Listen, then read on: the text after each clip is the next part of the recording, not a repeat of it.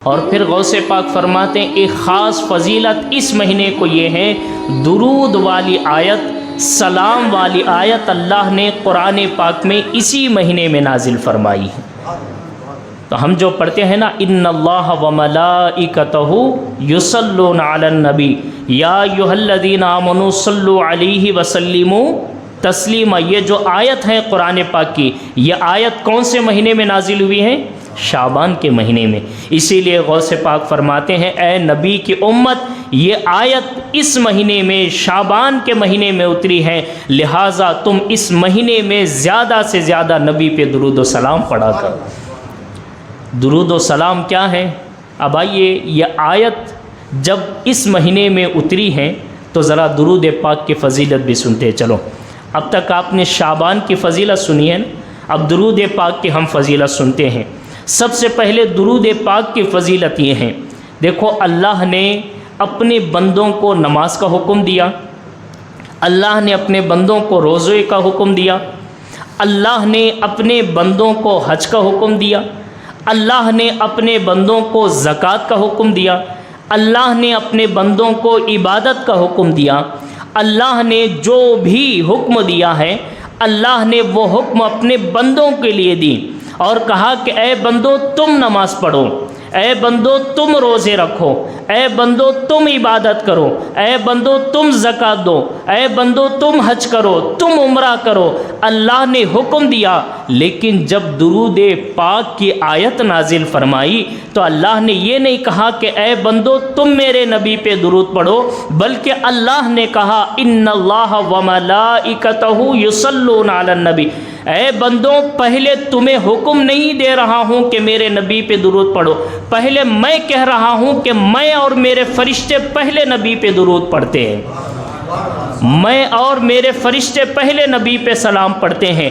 پھر اس کے بعد اللہ فرماتا ہے یا ایھا الذین آمنوا صلوا علیہ وسلموا تسلیما، جب میں درود پڑھتا ہوں، جب میں سلام بھیجتا ہوں، جب میرے فرشتے درود پڑھتے ہیں، جب میرے فرشتے سلام بھیجتے ہیں نبی پر، اب اے نبی کی امت تم بھی میرے نبی پہ درود و سلام پڑھو۔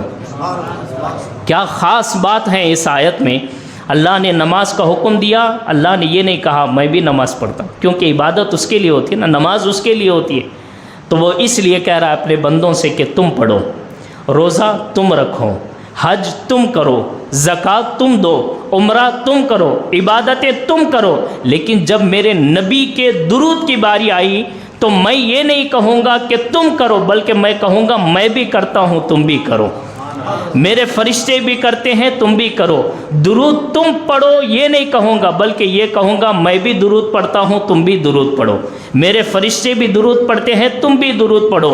تو اللہ کے نبی صلی اللہ تعالیٰ علیہ وسلم پر یہ جو خاص آیت نازل ہوئی، یہ آیت کون سے مہینے میں نازل ہوئی؟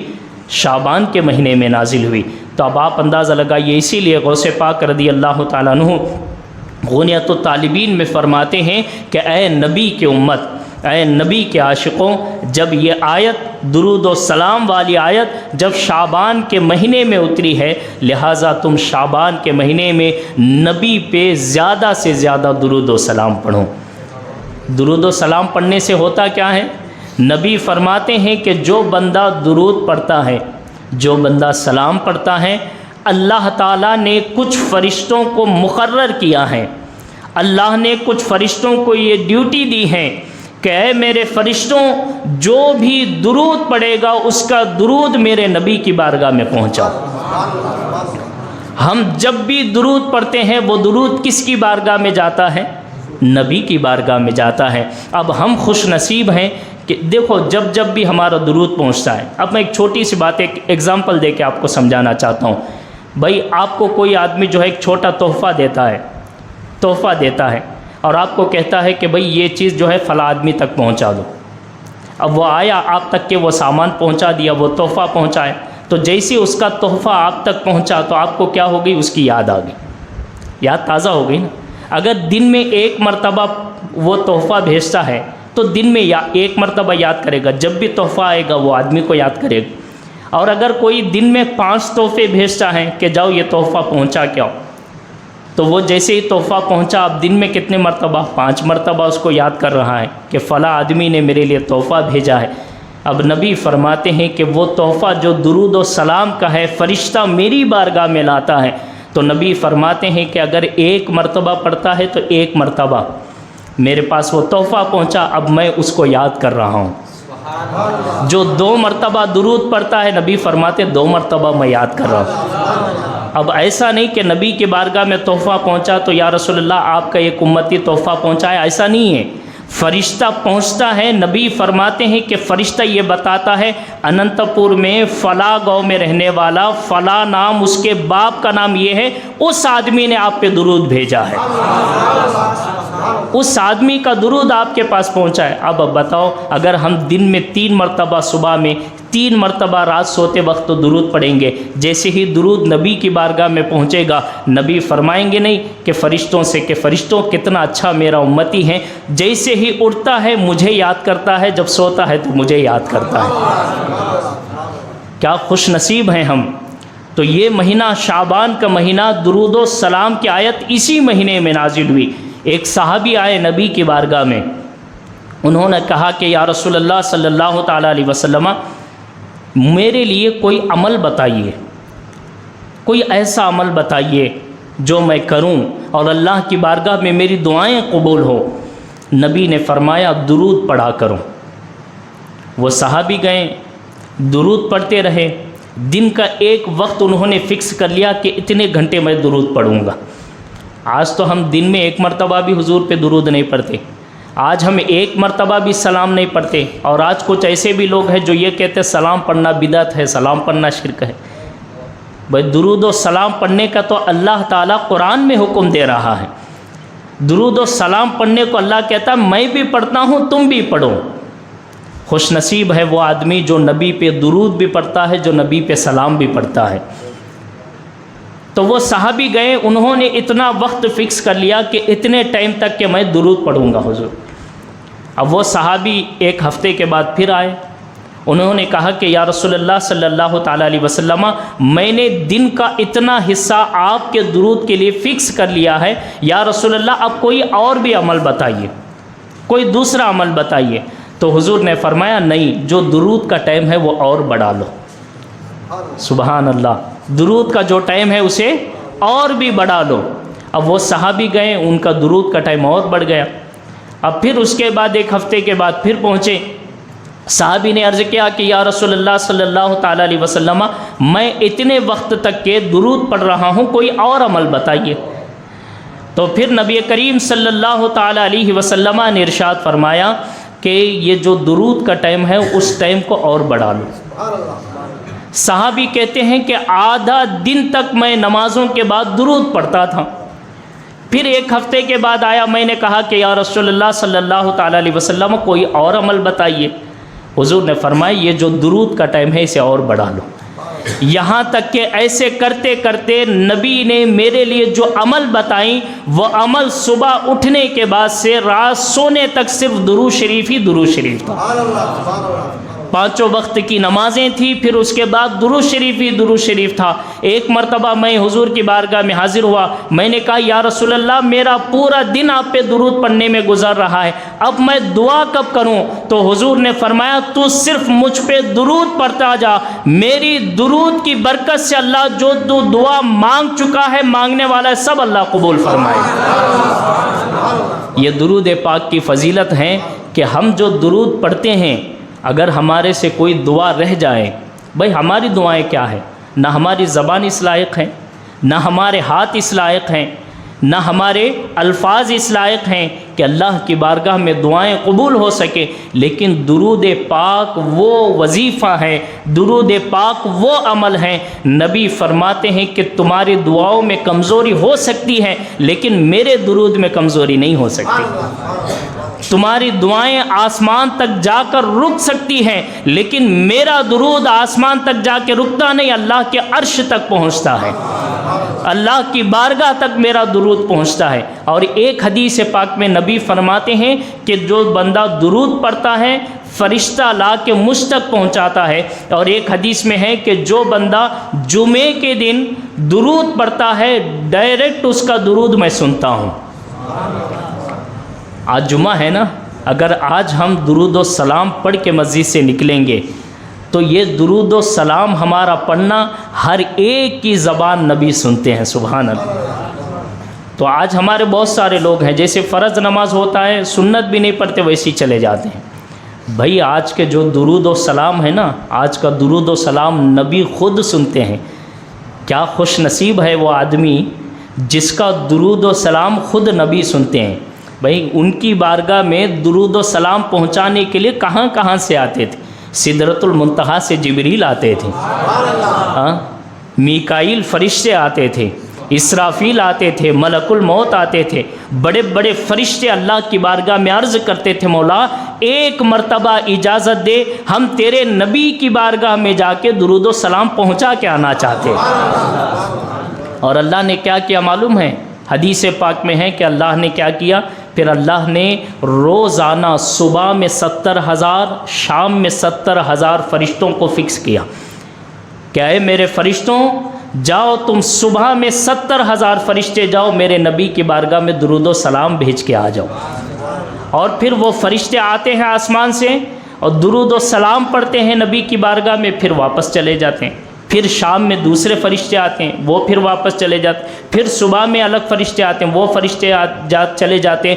حدیث میں آتا ہے کہ جو فرشتہ ایک مرتبہ نبی کی بارگاہ میں آ کر درود و سلام پیش کر کے جاتا ہے پھر قیامت تک اس فرشتے کو دوبارہ آنے کا موقع نہیں ملتا۔ اللہ کے اتنے فرشتے ہیں کہ ایک فرشتہ جب آتا وہ بھی کتنے فرشتے، ایک دو فرشتے نہیں، صبح 70,000 شام میں 70,000۔ اگر ایک دو دن کا حساب لگائے نا، ایک دن کا حساب لگائے، صبح 70 شام 70 کتنے ہو گئے؟ 1,40,000 فرشتے روزانہ نبی کی بارگاہ میں آتے ہیں، درود و سلام پڑھ کے جاتے ہیں روزانہ۔ اب آپ اندازہ لگاؤ روزانہ 1,40,000 تو 30 دن ایک مہینے میں کتنے لاکھ ہو گئے، سال میں کتنے کروڑ ہو گئے، کتنے فرشتے ہیں جو نبی کی بارگاہ میں آ رہے ہیں۔ اور ہم کتنے خوش نصیب ہیں کہ اللہ نے فرمایا یہ فرشتے ہیں جو روز صبح شام آتے ہیں، ایک مرتبہ درود و سلام پڑھ کے جاتے ہیں، قیامت تک موقع نہیں ملتا۔ اے نبی کی امت تمہیں میں یہ تحفہ دے رہا ہوں، ہر جمعہ تم درود پڑھو، تمہاری آواز میرے نبی سنتے ہیں، تمہاری آواز میرے نبی سنتے ہیں، تمہارا درود میرے نبی سنتے ہیں، تمہارا سلام میرے نبی سنتے ہیں۔ خوش نصیب ہے نا ہم کہ ہم درود ادھر سے پڑھ رہے ہیں ادھر ہمارے نبی سن رہے ہیں، ادھر سے ہم سلام پڑھ رہے ہیں ادھر سے ہمارے آقا سن رہے ہیں۔ تو یہ درود پاک ایسا وظیفہ ہے کہ بزرگان دین کہتے ہیں کہ اگر تمہاری دعائیں قبول نہ ہو رہی ہوں، تمہاری دعائیں قبول نہ ہوتی ہوں تو تمہیں کرنا کیا ہے؟ فرماتے ہیں شروع میں درود پاک پڑھو، پھر اپنی دعا کرو، پھر آخر میں درود پاک پڑھو۔ شروع میں درود شریف اور آخر میں درود شریف۔ اسی لیے دیکھو ہماری نمازیں اور ہماری جو سنیوں کی دعائیں ہوتی ہیں نا، وہ دعائیں ایسی خوبصورت ہوتی ہیں۔ ہم دعا کی شروعات درود سے کرتے ہیں اور پھر ختم کرتے ہیں تو کیا کہتے ہیں؟ ان اللہ و ملائکتہ، پھر درود پڑھ کے سارے مل کے درود پڑھ کے ختم کرتے ہیں۔ دیکھو ہماری دعائیں کتنی خوبصورت ہیں، شروع میں بھی درود آخر میں بھی درود۔ اگر ہماری بیچ میں دعائیں کمزور بھی ہوں تو یہ جو درود ہیں فرشتے اللہ کی بارگاہ میں لے جاتے ہیں۔ ابھی سنا نا آپ نے، درود جب پڑھتا ہے تو فرشتے کہاں لے جاتے ہیں؟ اللہ کے عرش کے پاس، نبی کی بارگاہ میں پہنچاتے ہیں، پھر اللہ کے عرش کے پاس جاتے ہیں۔ جب یہ دو درود پہنچتے ہیں تو دو درودوں کے بیچ میں جو چیز دعا رکھی ہوئی ہے یہ دعا بھی درود کے ساتھ اللہ کی بارگاہ میں پہنچتی ہے۔ اسی لیے درود پاک ہمیں کثرت سے پڑھنا ہے، درود و سلام پڑھ کے ہم اپنے نبی سے اللہ تعالیٰ کی بارگاہ میں دعائیں کرنا ہے۔ جب دعائیں کریں گے تو اللہ تعالیٰ درود کی برکت سے ہماری دعاؤں کو قبول کرے گا۔ اسی لیے ہماری نماز بھی دیکھو اللہ نے کیسی نماز رکھی ہے۔ ہماری نماز شروع ہوتی ہے ثنا سے شروع ہوتی ہے، ثنا سبحانک اللہم و بحمدک و تبارک اسمک و تعالی جدک و لا الہ غیرک۔ شروع ہوئی نا، ثنا سے شروع ہوئی، پوری نماز ہوئی، رکوع ہوئے، قرات ہوئی، سجدے ہوئے، سارے ہوئے۔ اب جب آخر میں آئے، اتحیات میں آئے، اتحیات بھی ہم پڑھیں۔ اب اتحیات ہم پڑھ رہے ہیں، دیکھو جسے اتحیات نہیں آتی نا اسے اتحیات یاد کر لینا چاہیے، کیونکہ اتحیات نماز میں واجب ہے۔ جس کو اتحیات نہیں آتی اس کی نماز نہیں ہوتی۔ چھوٹی سے بھائی، آج موبائل کا زمانہ ہے، انٹرنیٹ کا ہے، انگلش میں بھی ملتے ہیں، تیلگو میں بھی ملتے ہیں، اردو میں ملتے ہیں، عربی میں ملتے ہیں، سب میں ہیں۔ لیکن آج ہم پوری دنیا کی چیزیں موبائل میں دیکھتے ہیں، گانے بجانے، سارے فلم، سارے گانے سب سنتے ہیں، لیکن ہم موبائل سے اتحیات یاد نہیں کر سکتے۔ اگر اتحیات نہیں پڑھیں گے نمازیں نہیں ہوگی ہماری، صرف رکوع سجدہ کر کے چلے جا رہے ہیں۔ اتحیات کو یاد کرنا ہے، کتنی چھوٹی ہے، صرف 3 لائنوں کی اتحیات۔ اتحیات ہیں، نبی پہ سلام ہے، پھر صالحین پہ سلام ہے، بس اتحیات ختم ہے نا، کتنی چھوٹی سی اتحیات۔ تو اتحیات ہم پڑھتے ہیں، پوری نماز ہوئی، قرات بھی اچھا کرے، رکوع بھی اچھا تھا، سجدہ بھی اچھا تھا، ساری چیزیں اچھی تھیں، لیکن جیسے اتحیات میں آئے اور اگر اتحیات میں بیٹھ کے اتحیات نہیں پڑھے نماز نہیں ہوئی۔ بھائی اتحیات میں کیا ہے کہ پورا قرآن پڑھے لیکن اتحیات نہیں پڑھے تو نماز نہیں ہوئی۔ کیا ہے اتحیات میں؟ اتحیات پڑھو کبھی، التحیات للہ والصلوات والطیبات السلام علیک یا ایھا النبی۔ کیا مطلب ہے؟ اے نبی آپ پہ سلام ہو۔ نماز میں ہم سلام پڑھ رہے ہیں، نماز میں ہم درود پڑھ رہے ہیں، یعنی اللہ فرما رہا ہے کہ اے میرے بندوں پوری قرآن پڑھو، لیکن اگر تم اتحیات میں میرے نبی پہ سلام نہیں پڑھو گے نماز قبول نہیں کروں گا۔ درود و سلام کا وہ درجہ ہے کہ نماز بھی درود و سلام کی وجہ سے قبول ہوتی ہے نا۔ پھر اس کے بعد دیکھو اتحیات ختم ہوا، اس کے بعد درود ابراہیم ہے، اللہم صلی علی محمد وعلی آل محمد کما صلیت علی ابراہیم وعلی آل ابراہیم انک حمید مجید۔ اتحیات میں سلام ہو گیا، اب پھر سلام تک کا نہیں، پھر فرماتے ہیں کہ درود شریف بھی پڑھو، درود بھی پڑھو۔ اب درود اگر نہیں پڑھیں گے تو کیا ہوگا؟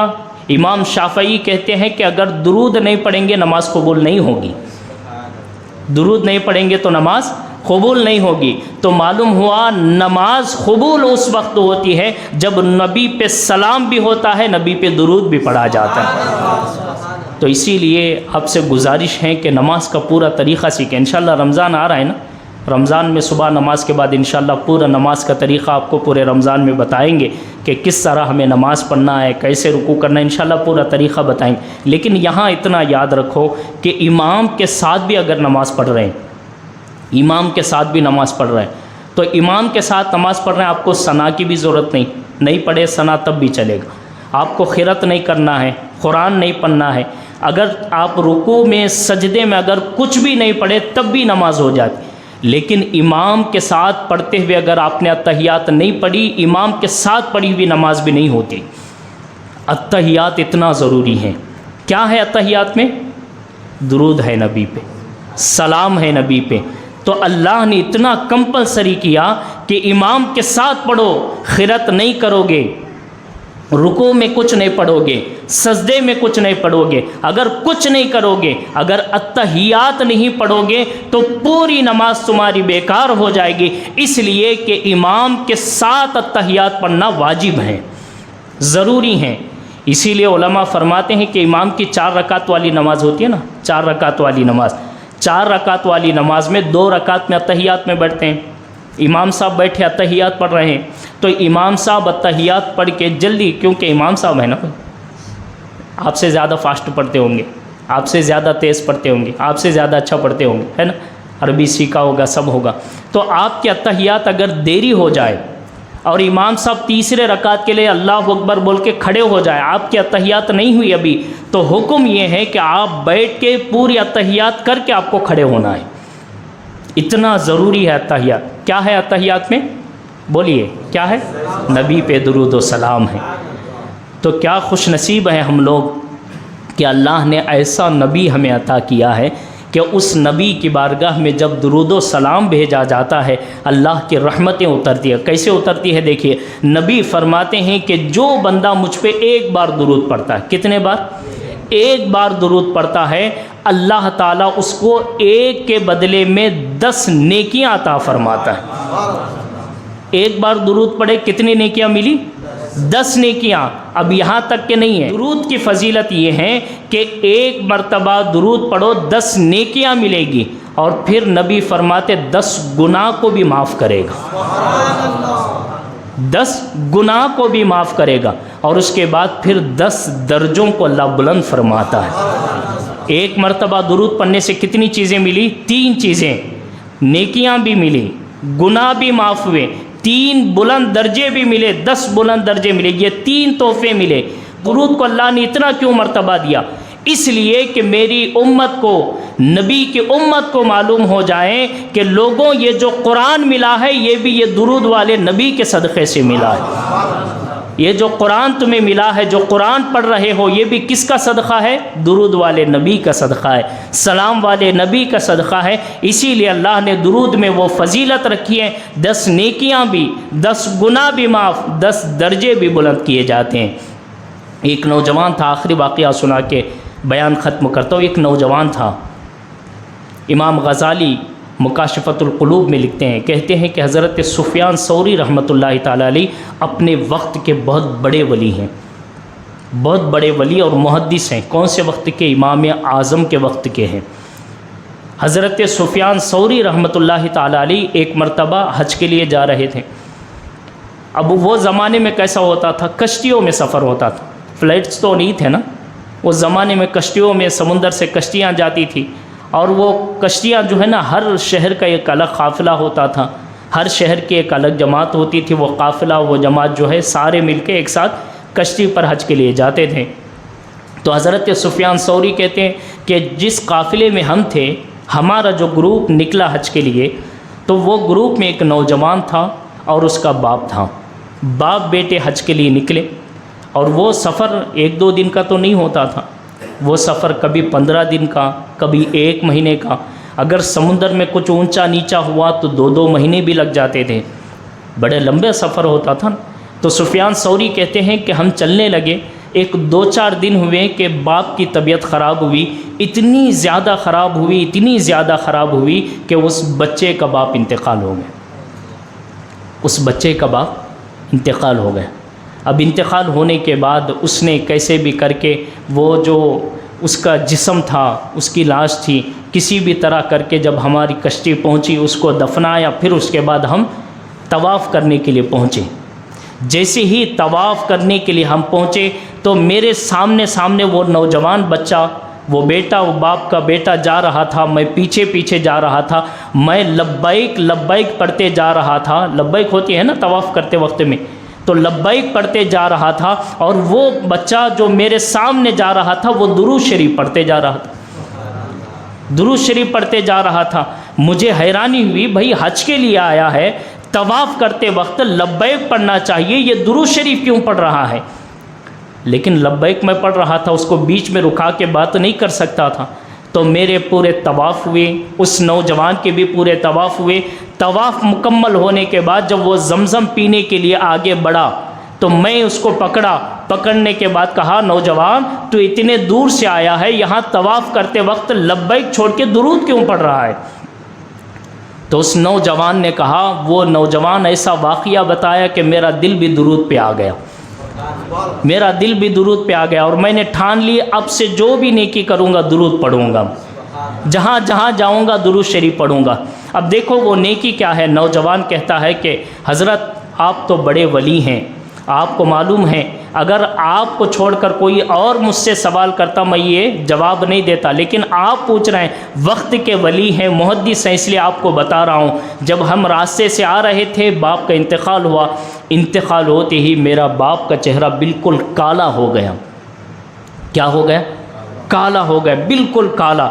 اور جیسے ہی کالا ہوا تو میں شرم کی وجہ سے کہ اگر لوگ دیکھیں گے تو یہ کہیں گے کہ یہ کیسا بیٹا ہے کہ اس کا باپ کا چہرہ گناہوں کی وجہ سے اتنا کالا ہو گیا، تو مجھے شرمندہ ہونا پڑے گا، اس لیے میں نے اپنے باپ کے چہرے پہ کپڑا ڈھا دی اور کپڑا اڑا کے میں سوچتا رہا، روتا رہا کہ آخر میرا باپ حج کے لیے نکلا تھا، میرا باپ کا چہرہ اتنا کالا ہو گیا، لوگ دیکھیں گے تو کہیں گے یہ تو اتنا بڑا گنہگار ہے، اس کا بیٹا ہی حج کے لیے جا رہا ہے، کیا کرنے جا رہا ہے، لوگوں کے سامنے شرمندہ ہو جاؤں گا۔ اسی لیے میں چہرے کو ڈھانپ کے میں رونے لگا، روتے روتے تھک گیا۔ جیسے تھکا تو میری آنکھ بند ہوئی، آنکھ بند ہوئی تو میں نے خواب دیکھا۔ خواب میں خوبصورت چہرے والا آدمی، ایک خوبصورت کپڑے والا آدمی جس کے جسم سے خوشبو آ رہی ہے، لباس چمک رہا ہے، چہرہ چمک رہا ہے، عمامہ چمک رہا ہے، وہ آدمی آیا اور آنے کے بعد میرے باپ کے چہرے سے کپڑا ہٹایا۔ کہاں چل رہا ہے؟ یہ خواب میں چل رہا ہے، نوجوان خواب دیکھ رہا ہے، خواب میں چل رہا ہے، کپڑا ہٹایا اور وہ خوبصورت چہرے والا اپنے خوبصورت ہاتھ سے میرے باپ کے چہرے پر جو کالا ہو چکا تھا، میرے باپ کے چہرے سے اس نے ہاتھ پھیرے۔ جیسے ہی ہاتھ پھیرنا تھا، جو میرے باپ کا چہرہ کالا تھا اب وہ 14ویں رات کے چاند کی طرح چمکنے لگا، 14ویں رات کے چاند کی طرح چمکنے لگا۔ اب جیسے ہی چمکنے لگا تو میں نے حیران ہو گیا میں کہ یہ کون ہے، میرے باپ کے پاس کیوں آیا ہے، اور میرے باپ کے چہرے سے کپڑا ہٹا کے اپنا ہاتھ پھیرا تو اس کا چہرہ خوبصورت ہو گیا، آخر ہے کون؟ جب وہ نورانی چہرے والا جانے لگا تو میں پیچھے سے دامن پکڑ لیا، دامن پکڑ کے کہا کہ حضور آپ کون ہیں، میرے باپ پہ اتنا احسان کر رہے ہیں، میں تو شرمندہ ہو گیا تھا، آپ نے میرے باپ کے چہرے کو نورانی بنا کے لاج رکھ لیا، آپ کون ہیں؟ تو پیچھے موڑ کے وہ بزرگ پیچھے مڑے اور انہوں نے کہا مجھے نہیں پہچانتا، میں وہی نبی ہوں جس کا تو کلمہ پڑھتا ہے، میں وہی نبی ہوں جس کے تیرا باپ کلمہ پڑھتا تھا۔ اب میں نے پوچھا کہ یا رسول اللہ اتنا احسان کہ آپ آئے میرے باپ کے پاس، چہرہ جو کالا تھا نورانی بنا دی، آخر کون سا عمل میرے باپ کا آپ کو اچھا لگا؟ تو نبی نے فرمایا یہ عمل اچھا لگا کہ تیرا باپ اگرچہ گنہگار ہو لیکن روزانہ کثرت سے مجھ پہ درود و سلام پڑھا کرتا ہے، درود و سلام پڑھتا تھا، اور جو میرے اوپر درود و سلام پڑھتا ہو اس کا چہرہ کالا ہو نبی کیسے دیکھ سکتا ہے؟ اسی لیے میں آیا تیرے باپ کے چہرے کو نورانی بنا کے جا رہا ہوں۔ یہ سارا واقعہ کہاں ہوا؟ خواب میں۔ اب جیسے ہی نبی نے فرمایا نا کہ تیرے باپ کا چہرہ نورانی بنا دیا درود کی برکت سے، جیسے ہی خواب ختم ہوا یہ بچہ اچانک نیند سے اٹھا، گھبرا گیا کہ میں نے نبی کو دیکھا ہے، اللہ اکبر، نبی کو دیکھا ہے، گھبرا گیا۔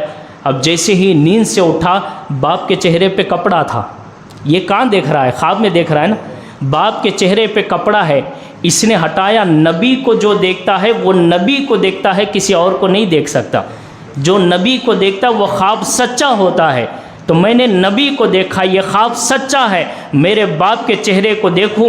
جیسے ہی نیند سے اٹھا اپنے باپ کے چہرے سے کپڑا ہٹاتا ہے تو کیا دیکھتا ہے؟ 14ویں رات کے چاند کی طرح باپ کا چہرہ چمک رہا ہے۔ تو وہ نوجوان کہتا جب سے میں نے ارادہ کر لیا کچھ بھی ہو طواف کروں گا، درود پڑھوں گا، مقام ابراہیم پہ آؤں گا درود پڑھوں گا، مینا پہ جاؤں گا درود پڑھوں گا، جو نیکی کروں گا درود پڑھوں گا۔ اس لیے میں نے درود کی عادت بنا لی۔ حضرت سفیان ثوری کہتے ہیں جیسے ہی اس نوجوان سے میں واقعہ سنا اس کے بعد سے میں نے بھی ارادہ کر لیا آج سے میں ہر نیک کام میں درود شریف کی تلاوت کروں۔ یہ درود شریف کی برکت ہے، آج بھی ہمیں ضرورت ہے۔ آپ گھر میں جاتے ہیں درود شریف پڑھیں، گھر سے نکلتے ہیں درود شریف پڑھیں۔ بہت سارے لوگ کہتے ہیں کاروبار کے لیے جاتا ہوں، برکت کے لیے کیا کرنا ہے، کام پہ جائے تو کیا کرنا ہے؟ ایک چھوٹا سا وظیفہ، ایک بہترین وظیفہ، کچھ بھی نہیں، آپ گھر میں جاتے ہیں، جانے کے بعد درود شریف پڑھو، گھر میں برکتیں آئے گی۔ گھر سے آپ نکل رہے ہیں درود شریف پڑھ کے نکلو۔ اگر باہر کچھ ایکسیڈنٹ ہوں، حادثات ہوں، اللہ تعالیٰ درود کی برکت سے حفاظت فرمائے گا۔ گاڑی چڑھ رہے ہیں درود پاک پڑھ کے گاڑی چڑھیں۔ آپ گھر میں کوئی چیز، اگر خواتین ہیں، خواتین سن رہے ہیں تو خواتین جب کھانا بنا رہے ہوں درود شریف پڑھیں، جب کوئی کام کر رہے درود شریف پڑھیں۔ اس سے کیا ہوتا ہے؟ جیسے جیسے بچہ وہ کھانا کھائے گا اس کا ذہن اللہ تعالیٰ درود کی برکت سے کشادہ فرمائے گا۔ بچے ایگزام دینے کے لیے جاتے ہیں درود شریف پڑھ کے جائیں، انٹرویو دینے کے لیے جا رہے ہیں درود شریف پڑھ کے جائیں، گاڑی چل رہے ہیں درود شریف پڑھیں، ہر کام میں درود شریف پڑھ کے شروع کریں، اللہ تعالیٰ بے حساب رحمتیں برکتیں عطا فرماتا ہے۔ اللہ سے دعا ہے کہ اللہ تعالیٰ ہمیں اس مہینے کی بھی قدر کرنے کی توفیق عطا فرمائے۔ اللہ سے دعا ہے کہ اللہ تعالیٰ ہمیں درود پاک کی فضیلت اور عادت بنانے کے اللہ تعالیٰ ہمیں توفیق عطا فرمائے۔ السلام علیکم ورحمۃ اللہ وبرکاتہ۔